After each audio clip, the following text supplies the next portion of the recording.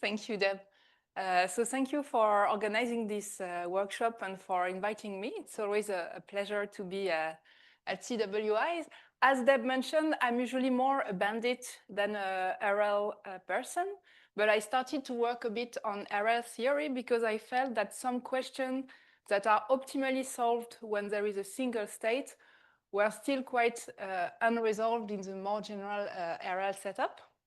So in this talk, I will give you an overview of some work we did to try to solve this question with different colleagues over the past 5 years. So these questions are related to the sample complexity of some exploration tasks in MDPs.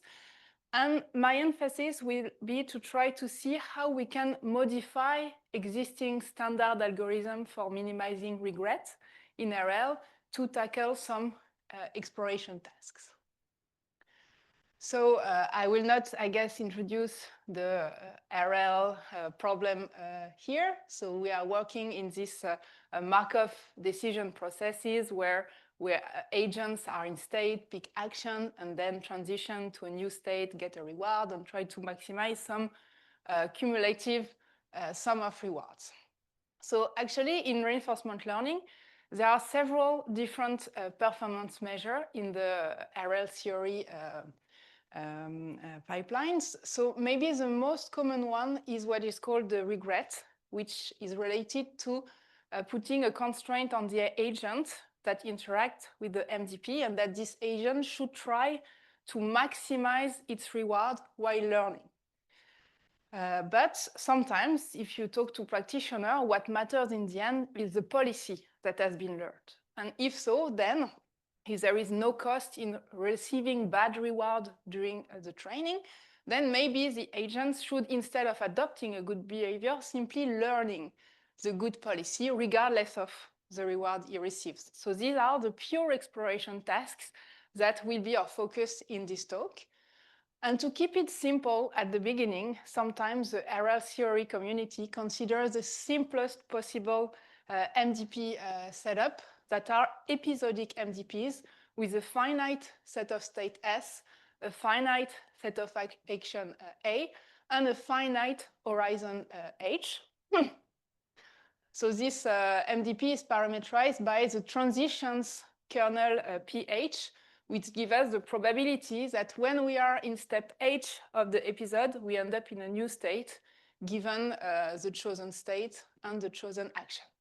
And a policy maps the time step, state, and action to probability distribution over action that should be taken. So often we will only consider deterministic policies, just choosing the next action. And the value associated to this episodic MDP, so you can define it in any step of the episode. And so the value at step H is the expected sum of rewards we can get from this step H to the end of the horizon of the sum of the reward if we act according to some policy and we start in a given state. So the goal is to find the policy that has the largest possible value, which is the optimal policy. And usually we want to do that in any starting at step 1. So this is for the MDP model. I hope everyone is familiar with MDPs. And then I'm interested mostly in episodic algorithms, meaning that in each step, the agent is going to perform a sequence of episodes of length h, which is the horizon here. And for each of these episodes, is allowed to choose a policy based on what he observed in prior episodes. And then he actually choose actions with his policy along the way. And we add the observed state and action to the history. And then after each episode, seeing everything is so, the agent can decide to stop exploration and then output what I call in general a prediction related to some, for example, the optimal policy in a given MDP. because an MDP is parameterized by this unknown transition, but also the reward function we have in mind. So here, the reward function, to simplify, I will consider that it is a deterministic function, for example, known by the learner. Sometimes you can also have stochastic rewards, but usually the transitions are harder to estimate than the rewards. So to keep it simple, we will consider only a reward function. And so in the PAC RL literature, the goal is that the prediction is probably approximately correct. That is, with high probability, it is indeed a good policy in a certain sense. And our performance metric is not the reward we collected during learning, but the sample complexity measured here by how many episodes we needed before being able to output this guess. So the most studied problem is what I call the best policy identification problem, in which there is a fixed known reward function R. And so the goal is to explore the MDP so as to be able to find the optimal policy in the MDP with reward function R. So we want, with our value definition, that the value of the guess we output is within epsilon of the best, the value of the optimal policy in the MDP. So sometimes here, in the value, I will specify the reward function when it is needed. So this problem can be traced back to an old paper by Fichter in 1994, and there are a few algorithms who provide this epsilon delta PAC best policy identification. But the problem that interests me a bit more in this talk is the intriguing reward-free exploration problem, in which we don't have a focus on a particular reward function, but the goal is to explore the MDP and somehow learn the dynamics, the transition, so as to be able to find the optimal policy for any reward function that we are given after the exploration phase. So in that case, the algorithm is still this adaptive choice of the exploration policy. The moment we stop exploration, and then we need to output somehow a mapping between reward function and guessed optimal policy. So in the algorithm I will present, this P at R will simply be the optimal policy in the empirical MDP for a particular reward function. And so the goal then, the epsilon delta PAC property is a bit stronger. We ask that with high probability for any reward, so a continuous set of possible reward function, the guess P at R that we make is again epsilon close to the optimal. So this problem was proposed by Jean et al. At a paper at ICML in 2020.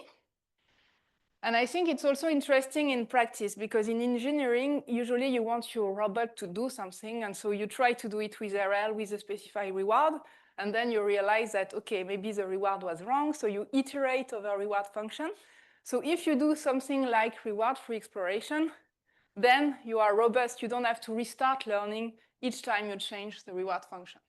So I think it's also practically meaningful, even if this talk is purely focused on the mathematical problem. So to start with, I will present some old results we got with mainly Pierre Ménard and Omar Darwish Dominguez, who were working at school in that Delta project, which was led by Anders Johnson. And there we focus on having minimax optimal sample complexity guarantees for these problems. And before presenting the algorithm, I will start by the ones that are probably well known by people working in RL theory, are the optimistic algorithm in reinforcement learning. So those algorithms, UCBVI and UCRL, all these algorithms, are made to minimize regret. So how does this algorithm work? So first, I recall the Bellman equation to solve episodic MDPs. So episodic MDPs are the simplest possible, meaning that you can compute the optimal policy using really dynamic programming, like a finite horizon recursion, instead of doing value iteration.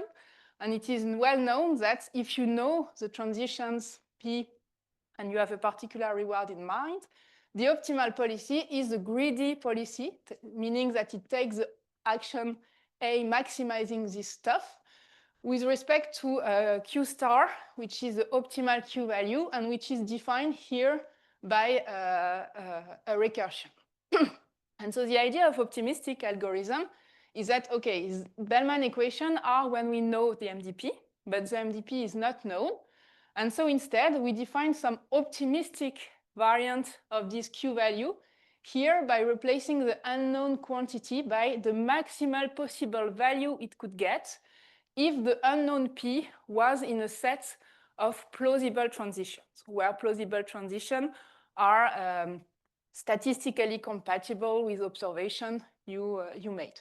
So depending on the shape of the plausible MDPs, these things might be hard to compute, and sometimes we go with replacing this by a simpler upper bound on this quantity. And so in the end, optimistic algorithm are usually of this form, where the optimistic Q-value function writes as follows, where here the unknown transition probability are replaced by the empirical ones that are simply obtained by looking at the frequency at which we transition to each state. The reward here are in the deterministic and fixed reward function setting, so we know them. But here we need to add what is called an exploration bonus. And then we take the greedy policy with respect to this Q bar. So in the literature, different algorithms correspond basically to different choices of exploration bonuses motivated by different possible set MT. So in this talk, I will not give too many details on the technical concentration inequality type of stuff, even if I also like this. But roughly, the bonus that are used, the simple to analyze one are called, I will denote them by the Hoeffding bonus. And sometimes the resulting algorithm is called UCRL. So the bonus is roughly square root of 1 over the number of times we visited. So basically, we had a larger bonus for states that have not been visited a lot. And then there is some correction factors in log 1 over delta, where delta will be the probability with which we want the bounds to hold. And then there is another correction factor. But to get even better guarantees, the literature has also considered more sophisticated bonus, which I will call Bernstein bonuses, that takes into account the variance of the value in the next states. But the expression is really ugly, so we know there exists. I don't want to go into the details. So this is a generic algorithm I will call UCBVI in this talk with a certain exploration bonus V. So we'll see how we can use UCBVI also for exploration. So the first guarantees that are known, as I said you, for UCBVI are regret guarantee. So regret is not is a measure of what happened during learning, because it is the sum over all the episodes of the performance gap of the policy you use. Here is the difference between the largest expected value you could have obtained. So S1T is the first state in episode T. To simplify, let's assume that we always start in the same state. So you can remove the T then, and you compare the best you could have done, knowing the MTP, with the expected value you can get with the exploration policy you chose. So it penalizes choosing exploration policies that are not good enough in terms of reward. And what is known for UCBVI is that for the ugly Bernstein bonuses, you can really get minimax optimal regret guarantee. That is a high probability regret bound scaling here in square root of size of the state space, size of the action space, horizon to the power 3, and T. And this is minimax optimal, meaning we can prove there exists an MDP where, no, for any algorithm, we can find an MDP where we have to collect to have this much regret. And the H cube is because we look at time in homogeneous MDPs, so the transition can depend on the step. Sometimes people look at the transition is the same everywhere, then you can get an H2 for people knowing this literature. So UCBVI is good for regret. So could it also give us a good policy?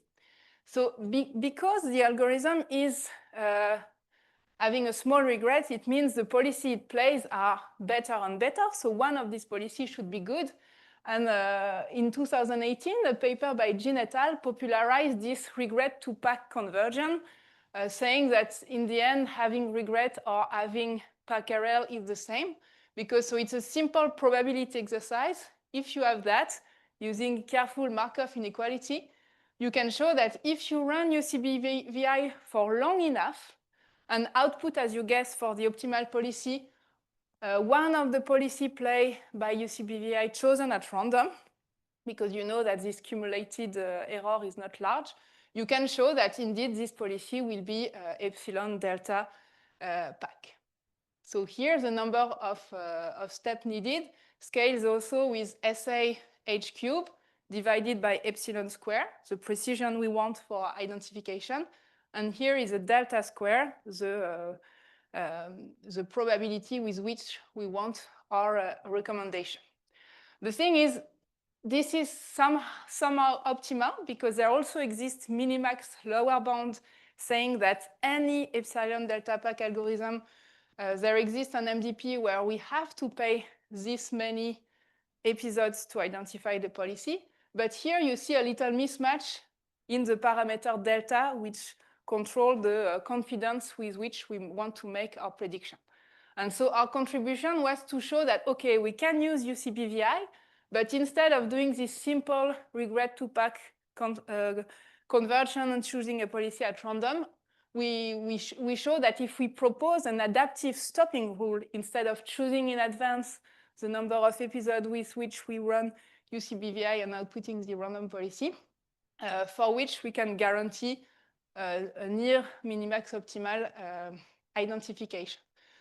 So the first stopping rule we proposed in an algorithm called BPI UCRL is to run indeed this UCBVI algorithm and just stop it when the size of the confidence interval we can make on the value is smaller than epsilon. And with that, you can simply show that if you are greedy, I think, with respect to the lower confidence bound, then indeed, if your confidence interval are correct, you find an epsilon optimal policy. And we were able to analyze in a quite simple way the sample complexity of this algorithm. And there we get the log 1 over delta, as opposed to the 1 over delta squared. But we get a little mismatch here for the dependency in the horizon. Yes?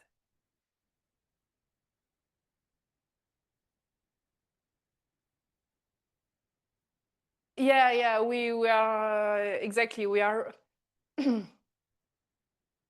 So it comes from just applying the Markov inequality. So it's, I don't know if there, you can get something, you can get a log 1 over delta squared by doing something smarter, but you will never get the log 1 over delta.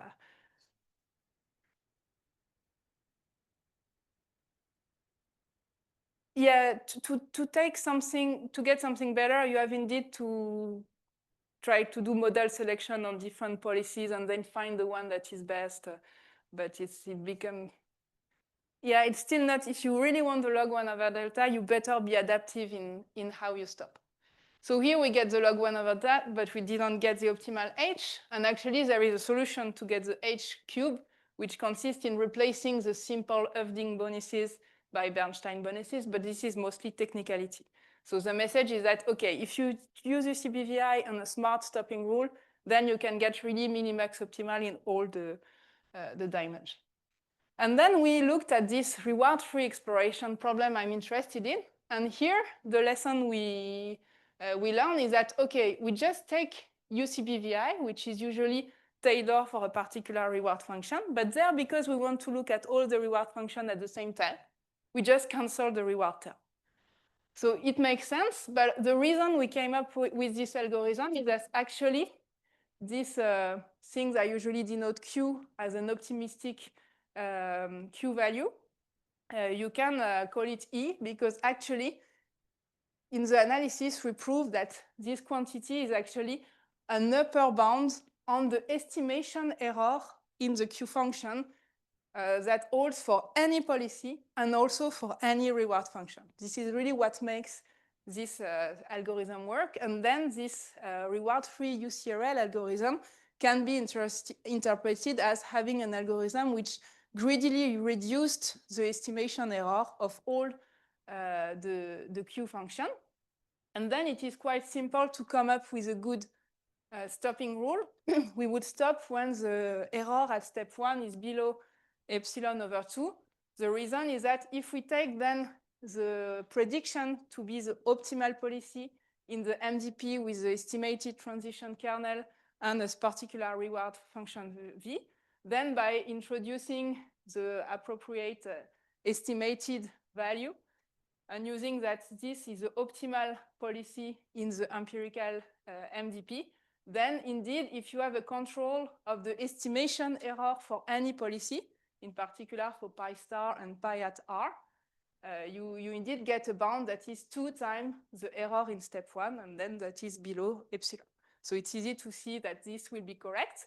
And then we use similar tool as for BPI UCRL to do a sample complexity analysis. So here we note the extra S factor, which is actually known for the reward-free exploration problem.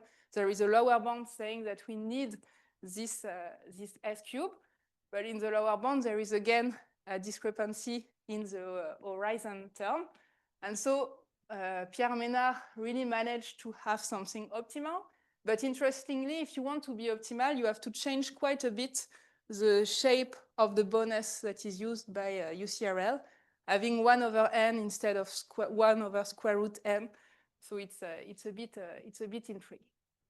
So the message of this first part of the talk is that if you care about minimax optimality, UCBVI is almost enough to get minimax optimality, setting the reward to 0 for the particular reward-free exploration case. But then I was interested also about having instance-dependent results, which are very well developed in the bandit literature. That is when there is a single state in your MDP. And then with Ayman Almarjani and Andrea Tirizzoni, we worked a bit on trying to get instance-dependent results. So what are instance-dependent sample complexity? So again, we want to design epsilon delta PAC algorithm. But so the current sample complexity bound we have, they scale only with the size of the MDP and the horizon. And it could very well be that some MDPs are very easy to learn compared to others. And so what we are looking for is here in front of the log 1 over delta, a terms which depends on the complexity of the particular MDP. And that could be smaller than the minimax rate that we have. So at first, it was not obvious to us that for the reward-free exploration problem, which is quite worst case because you have to be good for any reward, we could get something smaller than the SA h cube over epsilon squared. But actually, we will see that it is possible. And so there were no algorithm on having below minimax regret for RFE. However, there are a few examples for the best policy identification problem. So when we fix the reward function, there are a few algorithms in the literature which manage to prove a result of this flavor. But currently, there are as many complexity terms as algorithms out there, I would say. And there is no exactly matching upper and lower bound. So even for best policy identification, the picture is not as clean compared to what we have in Bandit, where our goal is simply to identify the best action, and we have matching upper and lower bound. However, if you look at this algorithm, a common denominator in the algorithmic design is that you need to have some mechanisms that collect online episodes and will get you a certain target number of visits of particular state and actions. And in particular, to have problem-dependent guarantee, you want these visits to be proportional to some appropriate notion of gap, which I will not enter the details. And so this motivated us with Ayman and Andrea to study just the visitation problem, which we called a coverage problem in the MDP. So the problem is as follows. We have some target functions that gives us how many times we want to visit a particular triplet H step of the episode SA state and action. And our goal is to, again, use a sequence of exploratory policies and such that at some point, so NHTS is the number of times we have visited SA at episode T. We want this number of visits to reach our target. And again, we are in a PAC framework, so we want this to be true with probability larger than 1 minus delta. Here, the sample complexity of this coverage problem is quite naturally defined as the moment where we manage to fulfill our target samples for all the states we want to visit. And so what we proved is a lower bound on how many episodes you need to actually visit this amount of, to actually get this amount of visits. So I forgot to write it on the slides, but everything here depends on this PH-pi SA. This is the probability that a particular policy visits state and action A at step H. So those are my visitation probabilities that are quite crucial in general stochastic MDP. And so this lower bound looks complicated because of this inf and this maximum, but it's quite easy to interpret because if you fix some exploratory policies and you try to reach a particular triplet HSA, so this visitation probability is the probability to reach it. And so then the expected number of time you need to try before you actually reach it, it's a geometric random variable, it's 1 over the visitation. And so therefore this term is the expected number of steps you need under a particular policy to actually collect the CHSA visit you want. And then because you have this constraint in all the states, you are looking for the policies that need the least amount of expected step before doing the visit. So it looks complicated, but it's easy to prove and to interpret. And so we try to have a better sense of what this phi was. So we proved some bound on it. So in particular, quite trivially, it is smaller than the maximal constraint you have at a particular step H. And it's also upper bounded by this quantity, so by the sum over HSA of the target we want and then the maximal divided by the maximal reachability. But so interestingly, the term in the middle is what is featured in one of the BPI algorithm called MoCA. So it means that the complexity we propose is somehow tighter compared to what this MoCA algorithm is doing for visiting states, because MoCA is trying to have an exploratory to visit states at step H, and we are trying to have one that visits everything at the same time. So anyway, maybe this is not so insightful, but how did we manage to propose an algorithm which is matching this complex lower bound? Actually, here we were quite inspired by what we do in bandits, where we are used to this sample complexity lower bound being this inf soup. But actually, we prefer soup inf, and also because here, when this thing gets to 0, you can have problem. We decide to inverse phi star, and when you inverse phi star, then you get a soup over exploratory policy, a minimum here over visitable triplets that you can convexify by saying that this minimum is infimum over distribution over the triplets of this thing. And there you get really that this inverse complexity is the value of some games. And so you can use a technique that we also use in bandits to converge to this complexity without ever computing it. So in more details, if you look here at the game between two players, one picking an exploration policy, one picking a distribution over the triplets, here, from the perspective of the soup player, this complexity here, this thing here is the value of the exploratory policy in an MDP in which the reward would be this ratio over lambda over C. And you can also see this thing as, from the perspective of the lambda player, as a dot product between lambda and this P over C vector.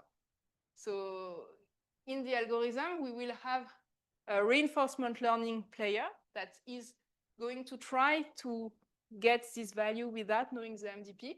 And we will get an online learner. We will also try to get to the optimal loss without ever computing it. And so this COF game structure which we propose takes as input indeed an RL algorithm, meaning UCBVI, and then also an algorithm to do online learning on the simplex, so some variant of exponential weighted forecaster typically. And so what it does is that for each episode, you define the reward function that will be fed to the RL algorithm as, so the current estimation of lambda divided by C. Then you collect an episode using the RL algorithm with this reward function. So this gets you a new trajectory. And then in the loss of the lambda player, you add these visitation probabilities that are not computable, but that you can replace by how many times you actually visited the thing in your trajectory. So this is the loss, in which this can be seen as an estimation of the visitation probabilities that you feed to your online learner. And the stopping rule is obvious. You stop when all your targets are met. So to be able to analyze the algorithm, the type of regret guarantee we needed for the RL learner are a bit tighter than what we usually need. So we have a sequence of, because here for every episode, there is a new reward function that is computed based on the lambda, which also evolves.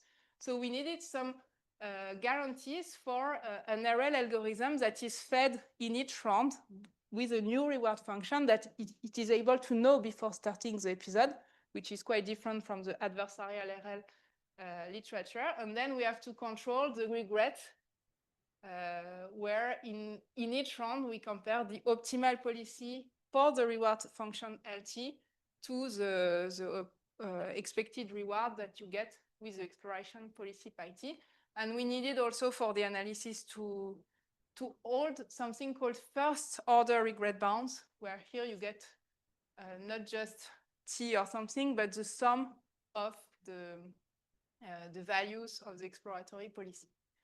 So this we managed to prove for UCBVI, also using the fact that here the reward we use, they are probability vector on the simplex. So you can reduce a bit the bonus knowing this. But so anyway, we can prove this for UCBVI.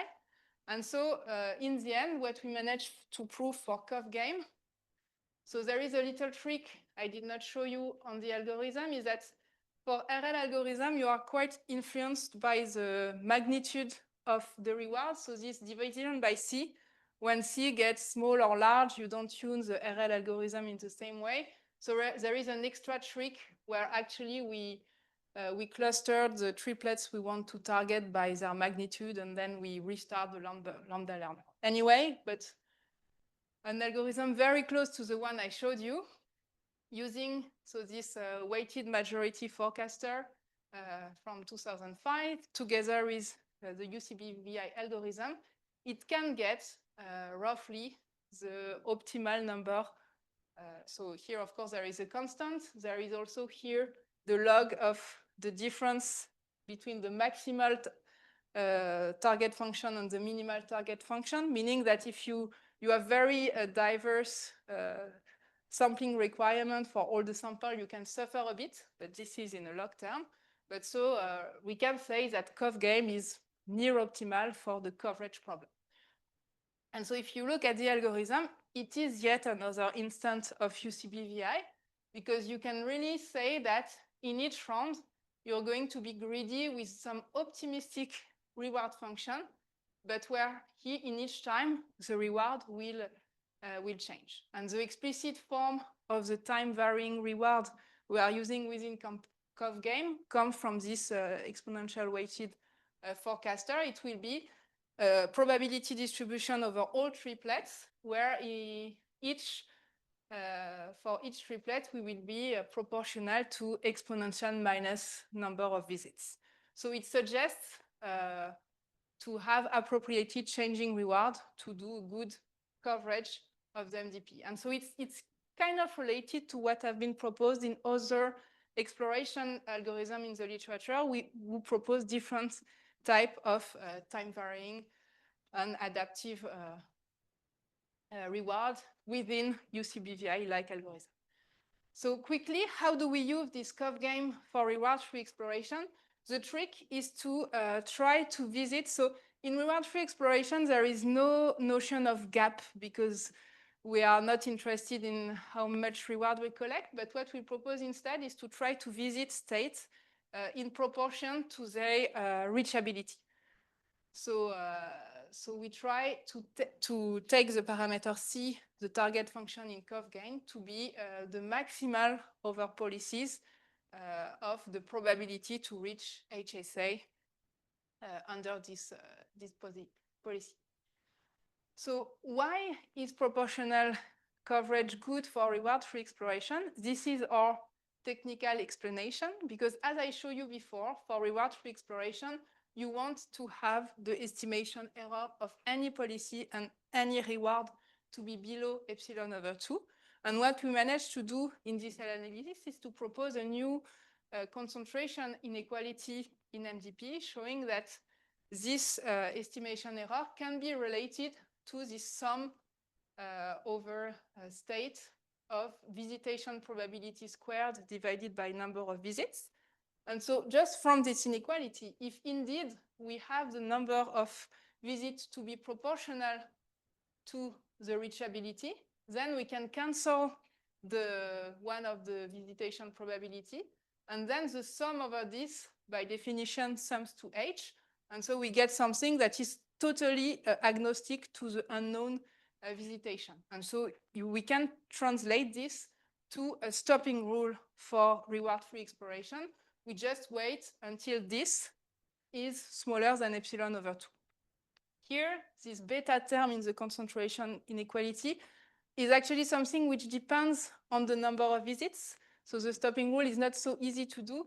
And so this is why in the end we have some doubling trick. And also in principle, we have to know this reachability. So the algorithm starts actually by producing upper and lower bound on this maximal probability of visitation. And interestingly, we can do that in only 1 over epsilon and not epsilon squared sample complexity. So it's negligible in the end. And then we define the triplet we want to visit as those who are actually visitable, like to have some reachability proportional to epsilon. And then we have this doubling trick to get our target. But so each time we run COV-GAME and we stop when this upper bound I show you is below epsilon over 2. Okay, so just from an algorithmic perspective, here COV-GAME is UCBVI with changing reward all the time.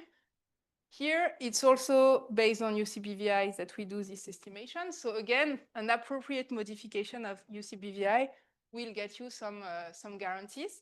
So the guarantee we get are a bit ugly. Here, there is pi star of the maximal reachability divided by epsilon, roughly. Because of the bounds I show you, the interesting thing is that this quantity here is never bigger than the things that typically arise in minimax stuff, the SAH divided by epsilon squared. So if you use this, you can prove that the bound is never too much worse, like meaning only by H factors compared to what we can get with just the simple minimax, like setting the reward to 0 in UCBVI I show you. And the interesting thing is that we also propose a few examples of MDPs, in particular a class of MDP depending on alpha, where we can get something which depends only in S, I don't know, square root S or something smaller in the state. So there are indeed easy MDP for reward-free exploration, which was not obvious at the beginning. So to summarize, COV game, that is some UCBVI with appropriately changing rewards, can solve this abstract coverage problem, where the reward will, of course, depend on C. And it also led to some reward-free exploration that has better than minimax guarantee, which is a cool theoretical things. Here, I'm not describing at all the things that exist for best policy identification, but you can also use this COV game mechanism and gap estimation to get something for BPI. But I think it's not so clean what we have. And in the end, I told you there is still a mismatch between upper bound and lower bound. So we proved the lower bound. We show that one of the existing algorithms, not ours, was up to some h and small order term optimal. But this existing algorithm called PEDEL, proposed by the team of Jamieson and Wagenmaker, is not computationally efficient. It enumerates policies. So it's not what I call an algorithm. And so for the moment, we don't know if there is an efficient algorithm that can be instance optimal for BPI. But I would say it's not clear that this will have a great impact of what people are doing these days in RL. So this is why I did not try to investigate things further. But yeah, sadly, the problem I wanted to solve at the beginning is still not solved. So if someone has inspiration, just talk to me. And the last part, if I still have 5 to 10 minutes, is it okay, Deb? 5 minutes? Is I just wanted to say also that these episodic MDPs that we often consider in theory, they are not really what also people are doing in RL. So in deep RL, they do the discounted setting because it's easier, and then the discount is just an hyperparameter.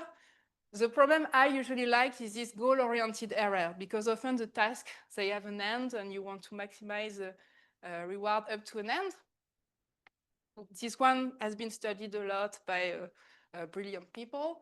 The one that is a bit understudied from the best policy identification part is the average reward MDP, in which the goal is not to maximize the reward up to some horizon, but here I forgot a 1/t, sorry. So here it should be a 1/t. So the gain of a policy is defined as the average of the expected reward we get.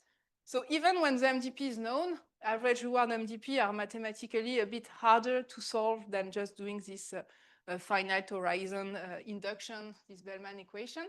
We have this Poisson equation that gives us the optimal gain and bias function of a policy.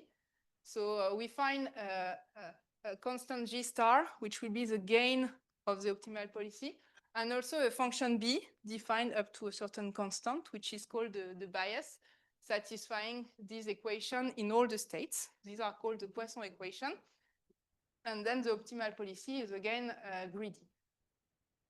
So in the context of average reward MDP, there is no episodes, unless we want to make them and there is a restart option. But in the general case, you can consider two things. Either you collect an infinite horizon trajectories and maybe stop collecting data at some point. This would be the online model. So in each step, you choose an action based on your current state. You observe the next state, and then in time t+1, you will be in this next state, and you continue exploring the MDP. But actually, the literature has considered also a lot the generative model option, in which you just adaptively choose which transition you want to observe, meaning that the next state you observe, you don't necessarily have to start from here. You can jump everywhere you want. Like it's basically you have a simulator and you can try to guess an optimal policy from it. So you can be in either of these two models, but we can also decide to adaptively stop interacting with the MDP and output a guess for pi star. So the epsilon delta PAC best policy identification problem in average reward MDP is that we want that when we stop, the gain of our guess policy in every state is within epsilon of the best possible gain. So what is the state of the art for this problem? So there is a lower bound featuring again an H. It is not the same H as in the episodic setting. This H is what is called the span of the optimal bias function. So this B star, which appeared in the Poisson equation, you take the range of this, and this gives you a complexity quantity that has been looked at in this average reward RL literature. So there is a worst case lower bound, and there is also an upper bound. End of story. Not quite, because the algorithms, they require the knowledge of this complex parameter, or at least an upper bound on it, to operate. And so what we proved with Adrienne, a PhD student in school, and Rémi Degène, is that actually it's not easy to estimate H, because we constructed here some simple three-state MDP, where, so the MDP here, you have a reward. So you have Bernoulli rewards everywhere. This one, you have a reward 1/2. This one, you have a reward 0. And this one, you have a reward R. So when R is smaller than 1/2, slightly smaller, the optimal policy is to always go in state 1. And it is quite easy to go in state 1 from everywhere. So it means that all the starting states are equally good. And we can prove that the optimal bias span, which somehow quantifies the discrepancy between how long it takes you to actually converge from the different states. For R smaller than 1/2, H is small. However, when you take H larger than 1/2, then everybody should go to 2. The thing is that from stage 3, here you take an extremely small probability to manage to get to state 2, and therefore there will be a huge discrepancy between the optimal bias here. So we constructed an instance in which you can get two very close MDP in which the bias span is completely different. And so with usual change of measure argument, you can argue that whatever fixed T you want, if you want an estimation of H with accuracy delta, then you will need more than T sample in expectation. So this result is somehow an impossibility result, saying we can never estimate H. So there is no hope to plug in an estimation here to get an optimal algorithm without prior knowledge. And so what we did is to have something simpler based on what we know how to estimate in an MDP. And another important quantity in average reward RL is this diameter. So the diameter measures the largest expected time you need to go from one state to the other. It is a well-known complexity measure as well. It is larger than the optimal bias span, but there are algorithms to estimate the diameter that have controlled sample complexity. And so what we proposed was simply to use this algorithm for diameter estimation, and then to plug in the estimation of the diameter, which is also an upper bound on H, in an existing algorithm for BPI, which requires to know a lower bound, an upper bound on H. And so we managed to get an algorithm with a sample complexity scaling with the diameter in place of H. And actually, in a minimax sense, it is not that bad, because we realized that the lower bound was actually proved for an instance in which A and H and D are the same. So it's also somehow minimax optimal to estimate the diameter. And so the other thing we try to work on, but we are no longer working on it now because it's a bit hard, is that actually all this, maybe I forgot to say it, but it was in the generative model setting.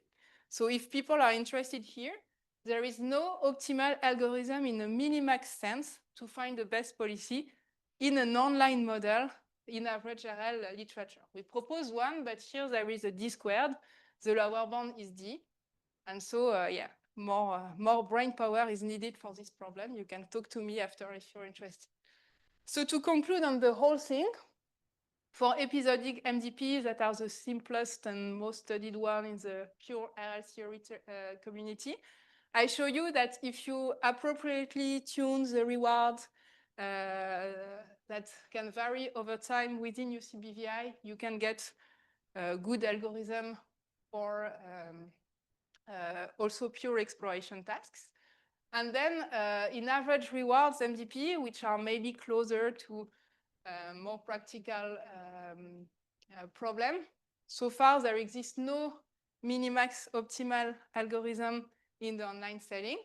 And even the one that exists with the generative models, they are not so practical because they always do a lot of uniform sampling and there are a lot huge constants that you need to set up. So no one runs simulation in this paper. And so my take on all these 5 years of work in RL is that I don't think the gap between theory and practice is narrowing.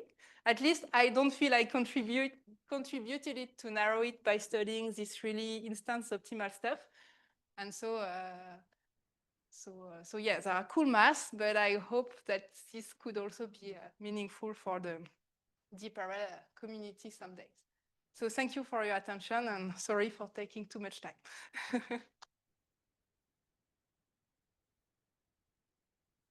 So thanks, Emily, for the nice talk. So any question?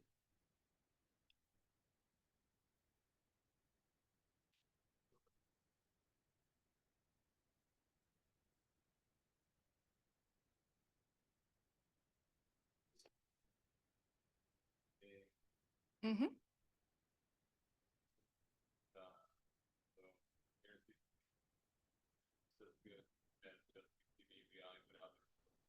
Up to some H factor, yeah.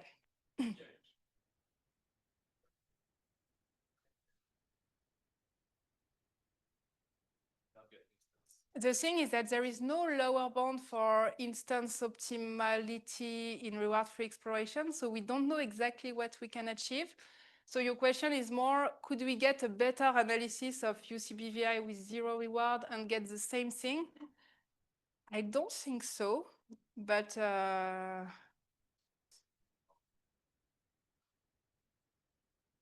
yeah, I think indeed we should complement with a result like that, find an MDP where UCBVI will never reach this and the other one can go below. So I hope this is the case, otherwise we worked a lot for nothing. But yeah, maybe I should run, because we did run some simulation in the reward-free exploration paper on simple like read word where you take the reward very, very far. Maybe we could try to run cough gain as well and see if there is a gain in entropy of visited states or something like that.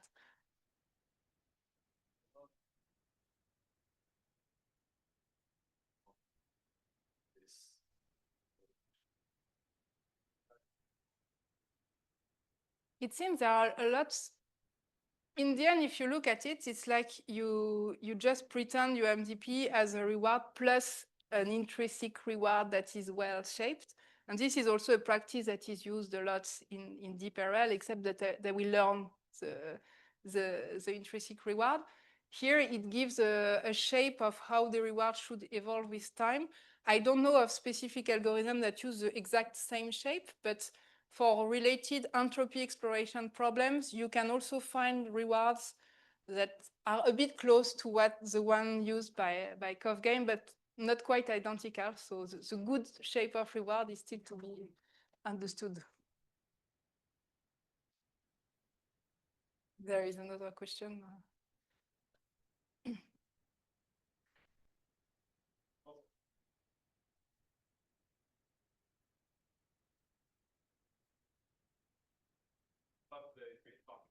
So the first part, you talked about how optimizing your plausible MDPs, right, on the DNA can be dealt with these integration policies. Mm-hmm. Now, in the second part, right, we talked instance-dependent analysis, right? You derive the DNA time varying function. Is there sort of a reverse interpretation of that, of kind of how gain sort of optimizes over some plausible family of sort of MDPs that are consistent with the family, but they're consistent? Is that sort of You mean, would this UCBVI with changing reward, could they be also interpreted as taking a supremum not over just the set of plausible one, but with some constraint related to the yeah, exactly, something like for the second part, right? Is there I never thought about it. Response yeah, maybe I will go back to the states. Yeah, on UCBVI. Yeah, it's true that introducing the exploration bonus is kind of proving an upper bound on this for some particular family of plausible MDP. And so your question is, here, could the time varying reward also come from changing how we define? So this is very interesting. And actually, I never thought about it. So yeah, I'm sorry, I don't have an answer, but definitely it's an intriguing question, and I will think more about it.